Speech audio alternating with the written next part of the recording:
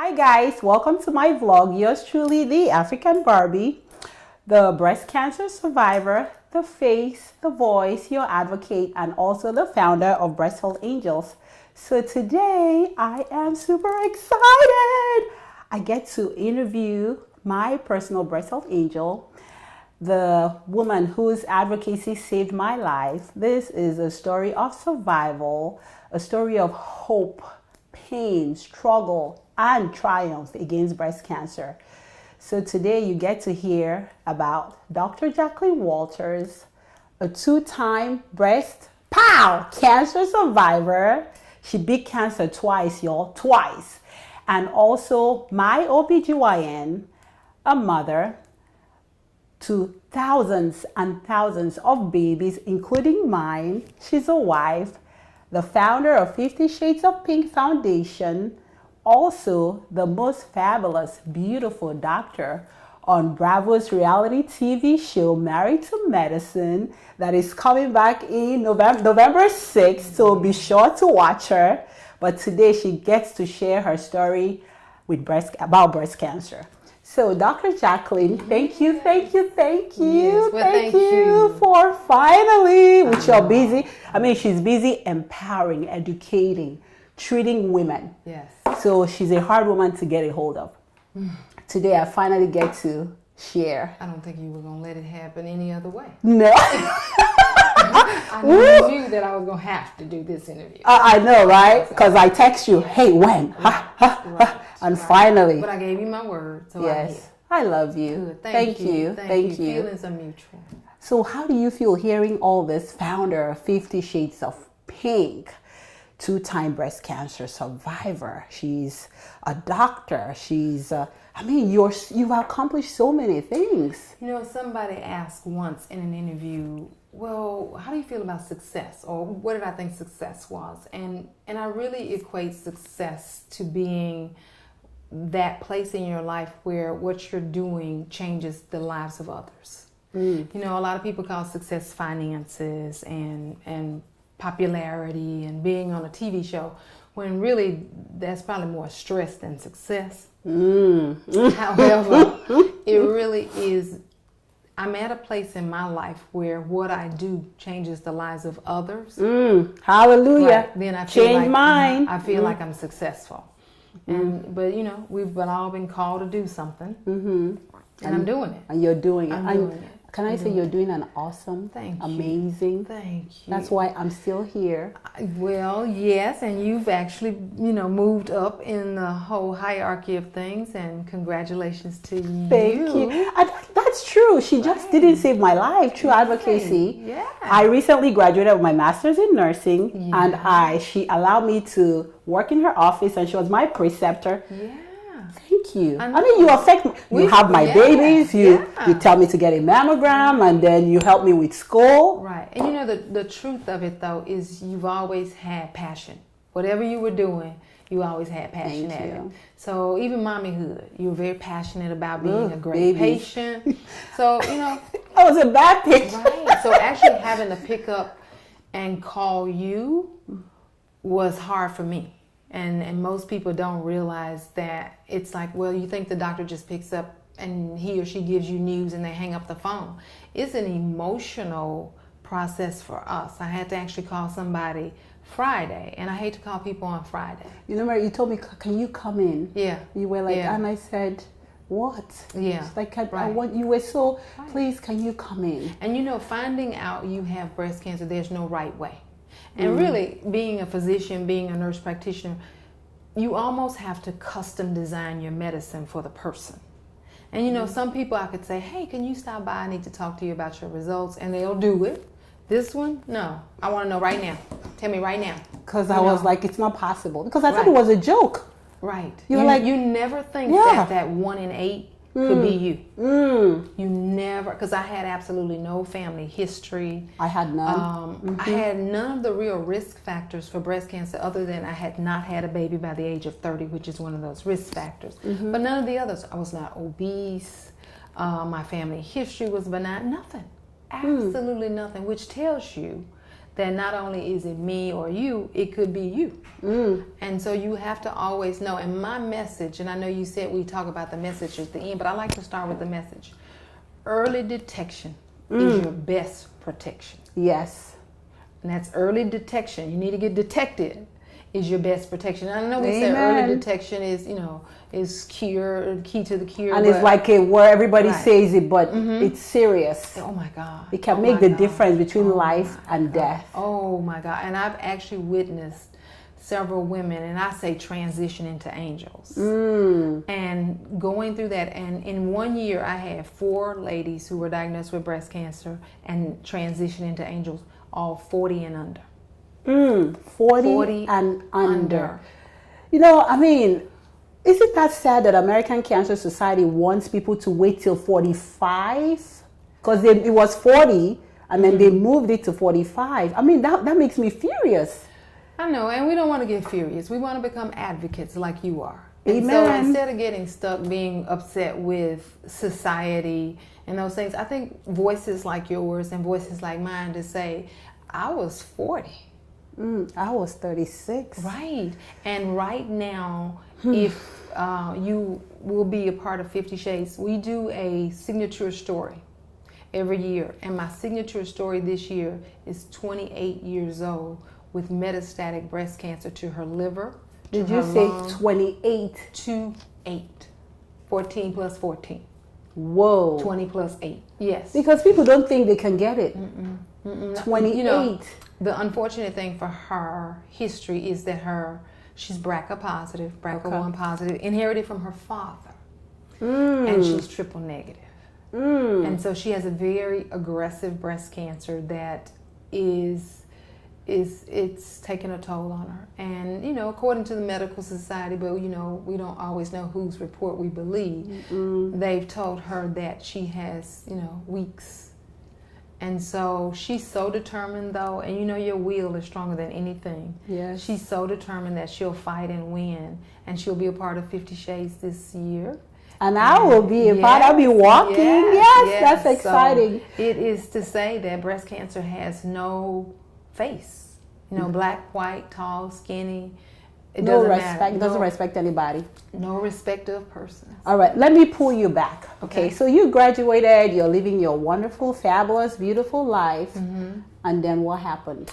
And so I decided to marry more mature in life. I don't say older. And I got married, I think 36. Yes, 36 years old. You're a doctor, you're busy. Right. Yeah, And so married my husband, and we decided we'd wait 2 years because we were both more mature, and we needed to make sure that was the right thing for both of us. Yes. And 2 years later, we decided we'd start trying to have a baby. And it took about a year. So 39, I'm all excited, and I finally got pregnant. I may have tried 6-8 months, got pregnant. I'm excited. But as it happens, more mature women, high risk. I had a miscarriage. Okay. No big deal. I'm now 40. Let me get my mammogram out of the way, and we'll do this again. And so found out in January, mammogram. And, do like everybody else. I get a phone call back like, hey, we saw some architectural distortion, a little asymmetry, and you need to come back in. And I'm thinking, okay, let me get this over with. And I go back in to have this second mammogram, and the mammographer comes back and say, well, the doctor wants us to do a biopsy. Never once did I ever in my mind think that they were doing it because they were suspicious of anything. I was a true patient at that moment because I'm thinking, she gotta hurry up, I gotta go, I gotta be out of here. And so biopsy, and she goes out of the room and she comes back and she said, well, hold on, Dr. Baxter wants you to have another biopsy. I still never, ever for 1 minute thought a second biopsy. Truth is, I was thinking, she must have known what she was doing the first time. That's how I felt. Right. When you told me, and I was like, okay, go get a mammogram. So biopsy, no big deal. And this is on a Friday. I leave downstairs. I go upstairs. I'm doing surgery. And I ran into a breast surgeon. And you know how there's always a ram in the bush. And I'm telling her the story. And she said, well, why don't you come by the office? And we will take another look. Go across the street, another look. And she's biopsying. And I'm thinking, now, wait a minute. and she really couldn't get it on the whole, and we're going to do this and do that. And long story short is I had a biopsy on a Friday. Saturday, Sunday, my husband's out of town, calling my girlfriends. Girls gone wild, let's shop, shop, shop. That's what girls gone wild to us at this age was. It's shopping and eating out. Yeah. And so Monday morning, I'm thinking, oh, they said they'd call me, but I decided I would call them. And you know, most of the time you get the phone call, but this time I'm like, well, let me give them a call. And they said, hey, we'll call you back. Do you think at the back of your mind something was like, let me? I never, because again, you expect it to be the person whose mother had breast cancer or two aunts had breast cancer. You never think that it's going to be you. And so phone call, and about 3:30 I'm thinking, hey, they didn't call me. And I felt doctor status then, like, you know, hey. What's up? And she did again say, let me have the pathologist to call you back. Yeah. No big deal. So 10 minutes, 15 minutes later, they call me out of a room and I answer the phone. And all I can remember him saying is, you have infiltrating lobular carcinoma. And at the time, it sounds like a movie. And I'm like, I'm sorry. What did you say? And he said, you have infiltrating lobular carcinoma. And I said, no. I was calling you about my pathology because I'm sure he's got to be reading it. So, yeah. And so he says that again, and I'm like, okay, but you know me. I said, I put the phone down. I proceeded to see patients. I still hadn't processed it. And I'm seeing a patient, and then all of a sudden, and I think this must have been God helping me, I just had these large crocodile tears roll down my face thinking. And every time a person or a woman especially hears breast cancer, for whatever reason, the mind goes to death. Yes. You immediately think, I'm going to die. You face your mortality. And so I thought, okay. And it was so surreal to me because again, hearing, not that I'm better than anybody else or because I'm a doctor, but just hearing the words, you have cancer, and you never expected it. If your mother had it, if your aunt had it, nobody. Yes. And so, you know, there we are, multiple choices. And now medicine has evolved even more. That is genetics and so many different factors that the treatment options have changed tremendously. But for me, it was like lumpectomy, mastectomy, you know, all these options. Yeah. And so what options did they give you? And they gave me the following. They told me I could have a lumpectomy, or I could have a mastectomy. And, you know, I'm thinking, I want to have a baby. I want to breastfeed. I'm feeling young and vibrant. I don't want to do this right now. And so I even went and got a second opinion. And I wholeheartedly trusted my doctor, but I just needed to hear somebody else tell me the same thing. That's right. And I decided I'd have a lumpectomy. I'm going to accelerate the story. I had a lumpectomy. We're celebrating the next day. We're out because what the doctor said is it seems like we got it all. So I'm excited. It's all gone. I'm at the mall. I get a phone call from the doctor. No, I had gotten a call earlier saying we got it all and you're good. I'm in the mall shopping again. She lost the shop. And I get a phone call from that same office, and the doctor said, well, I jumped the gun a little quick, and we got the stains back, and the cancer is too close to the clear margin. So you'll have to have a second lumpectomy. Well, it took me back to that whole, oh my God, what's going on? So I had 2 lumpectomies. Oh, wow. And from there it said, now we're going to have to do chemo, and you'll have to have radiation. And so 6 months of chemo, hair loss, and I'll take you to 50 Shades in a minute, but hair falling out. And the one time you want your husband to probably not tell you the truth. I said, baby, you think my hair is coming out? He said, yeah, it's everywhere. It's all over the... You're thinking, really? You're like, answer this question for me. Yeah. And so a lot of hair shedding, and I had a lighter form of chemo at the time, so I didn't lose all of my hair, but it was very thin. And then 33 cycles of radiation, and I'm done. Had breast cancer, I beat it, I'm done, right? Wrong. 4 years later, and you know, after a lumpectomy, you have to have a mammogram, and then 6 months later, every 6 MRI, months, yeah. an MRI. And so I'm doing this, and we had a little bit of a scare in the middle that turned out to be absolutely nothing. And so when it happened to me a second time, I said, forget it, cut the spot out. We're not going to keep going through this whole, is it back, is it not? do an excisional biopsy, because I'm a doctor. I'm throwing my little weight around. And she said, okay, you can have egg on your face, but we'll do it, because this time it was in my opposite breast. But I'm like, just cut it out. We're not going to keep doing it. Cut it out. Had an excisional biopsy, and I said, and I'm not calling the pathologist, and don't you call me, just tell my husband, right? Because I didn't want to hear this news at work again. I got home from work. I can clearly remember it was on a Tuesday, and my husband said, you want to go shopping? My husband never goes shopping with me, ever. I still didn't think anything about it, because I'm like, yeah, nice. Yeah. We're going, get this shirt I've been wanting. Yeah. And we go to the mall and we're shopping, and my husband, oddly enough, anything I put my hand on, he said, why don't you get it? Red flag. So I'm like, this man is either having an affair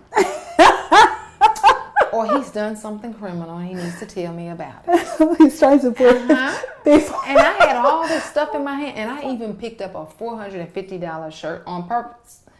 Now, when he said buy it, I really thought it was an affair then. I really did. I'm like, he's got to be having an affair. Yeah, he's trying to make up. Car, I just stopped and I said, okay, what's going on? Yeah. I never for 1 minute thought that he would say to me, and I just threw out there, I said, because I know Dr. Amerson didn't call you and say I had breast cancer again. I saw the look on his face. Oh, now that was more devastating to me the second time than the first time, because guess what? Once again, you think that breast cancer is spread, it's back, oh my God, I'm going to die. And so you don't sleep that night. You really don't. You rehearse death. Oh, and we shouldn't. I tell everybody, every time the thought of death comes to your mind, you really ought to speak life. Amen. You say that to me. That's right. That's right. And so I stayed up all night. I went to the doctor the next day, and she said, well, we're going to have a double mastectomy. And I hadn't prepared my head for that. And I'm thinking, what? And so double mastectomy, nodes are negative. It was, it was a good outcome considering. However, it was very life-changing for me, because just backing up a little bit, after chemo and radiation, we thought, well, let's try getting pregnant again. Let's just get back on the, and I learned then that we were infertile from the chemo.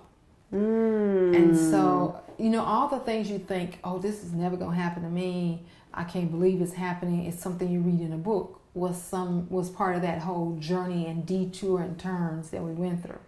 And so I insisted I'm not infertile. I'm going to take all these drugs, and which took me back to my second diagnosis of a little bit of guilt. Because knowing that I had breast cancer the first time, I insisted on doing fertility drugs, because that's how bad I wanted to be a mother.